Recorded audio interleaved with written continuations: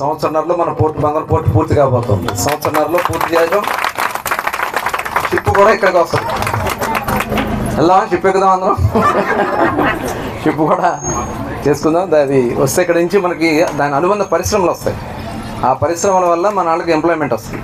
దానికోసం ఒక training centre నేను నేషనల్ కాలేజీలో పెట్టడానికి నిన్ననే వాళ్ళని కూడా పిలిపించాను. త్వరలో ఒక ట్రైనింగ్ సెంటర్ పెట్టి చదువుకున్న మన పిల్లలు అంటే వాళ్ళ డిగ్రీ చేసినా, ఐటీఐ చేసినా, పాలిటెక్నిక్ చేసినా, ఇంజనీరింగ్ చేసినా స్కిల్స్ లేకపోతే అక్కడికి వెళ్ళి వాళ్ళకి హెల్పర్స్గా మిగిలిపోతున్నారు మన వాళ్ళు. అలా కాకూడదు, వాళ్ళకు టెక్నికల్ పర్సన్స్ కావాలి. అందుకనే ఆ స్కిల్ సెంటర్ని ఇక్కడే మనం ఏర్పాటు చేయబోతున్నాం.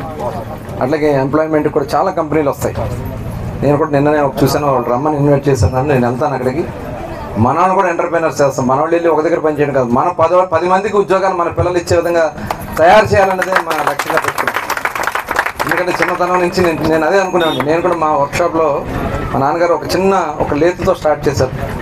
కొన్ని 100 మందికి ఎంప్లాయ్మెంట్ ఇచ్చారు. అట్లా మన వాళ్ళని కూడా మనం తయారు చేయాలని చెప్పి లక్ష్యం పెట్టినా అలాంటి తయారు చేద్దాం. అందరికీ మంచి రోజులు రావాలని. ఎందుకంటే వాళ్ళు చాలా కంపెనీలు మన వైపు చూస్తున్నాయి.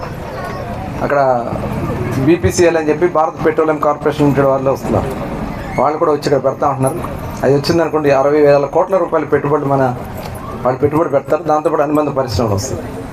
ఇవే కాకుండా మన ఆడబిడ్డలను కూడా బలవంతం చేయాలా లేదా? డ్వాక్రాలు పెట్టింది ఎవరు? డ్వాక్రాలు పెట్టారు కానీ ఓట్లేమో అట్లా ఇచ్చుకుంటారు. సరే, అదే కంటిన్యూ అయితే ఇవాళ మీరు ఏ స్టేజ్లో ఉండేవాళ్ళు అట్లాంటి నాయకుడు మనకి ఈ ప్రపంచంలో ఎవరు లేరమ్మా. అలాంటి దూరదృష్టి ఉన్నాడు. 25 సంవత్సరాల ముందు ఆలోచించే వ్యక్తి. రాబోయే 20 సంవత్సరాల్లో ఏది రాబోతుందో దాన్ని మనకి తీసుకొచ్చి చూపించే వ్యక్తి. ఐటీని ఆ రోజు మన ఇక్కడ ఇన్ఫర్మేషన్ టెక్నాలజీ, కంప్యూటర్, చాలా కంప్యూటర్ కూడిపెడతా అన్నాడు. ఎవరు? సాక్షాత్తు రాజశేఖర్ రెడ్డి గారు అసెంబ్లీలో అన్నాడు. ఇవాళ కొన్ని కోట్ల మందికి కూడిపెడతా ఉంది కంప్యూటర్.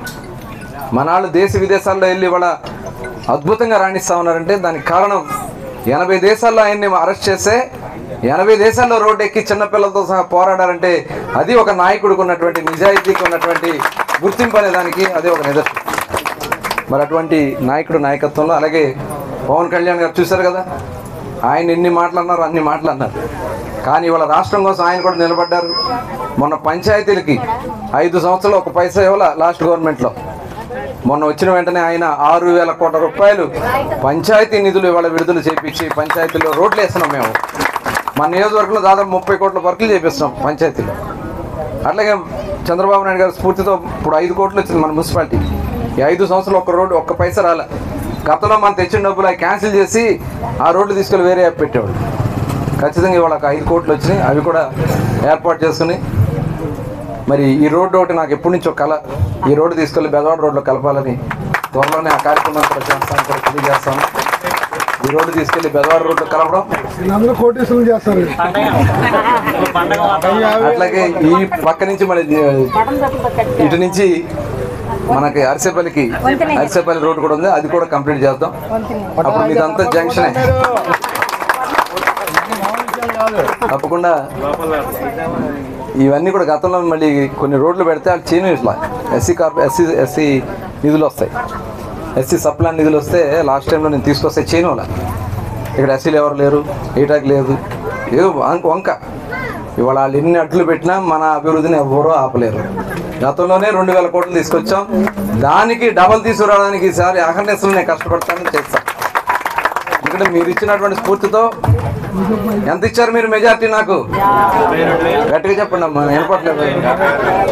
50,000 మెజార్టీ ఇచ్చారు. చేయాలి కదా దానికి తగ్గ.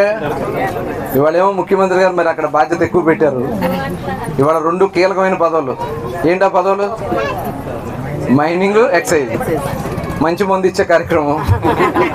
మన వాళ్ళు ఆరోగ్యాలు చెడిపోకుండా మంచి బ్రాండ్లు ఇచ్చి మంచి మందు ఇస్తాం. అట్లాగే కట్టుకుంటాక మంచి ఇసుక ఉచితంగా ఇస్తున్నారా? ఇసుక అది కూడా ఆన్లైన్లో స్టార్ట్ చేస్తారు మొన్న ముఖ్యమంత్రి గారు. మీరు బటన్ నొక్కితే ఇంట్లోంచే మీ ఇంటికి ఇసుక ఎప్పుడు కావాలంటే అప్పుడు వస్తుంది. అది కూడా ఆ సిస్టమ్ మొన్న స్టార్ట్ చేయడం జరిగింది. ఒకవేళ మీకు తెలియకపోతే సచివాలయం కింద సచివాలయంలో బుక్ చేస్తారు. ఇంటికి తీసుకొచ్చి లారీలో దింపుతాడు, అక్కడ డబ్బులు తీసుకుంటాడు.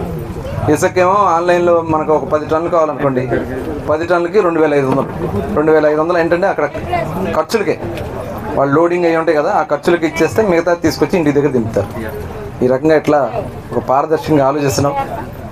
మరి తిరుపతి లడ్డు చూశారుగా, 5 ఏళ్ళు తిరుపతి లడ్డు తిన్నారా?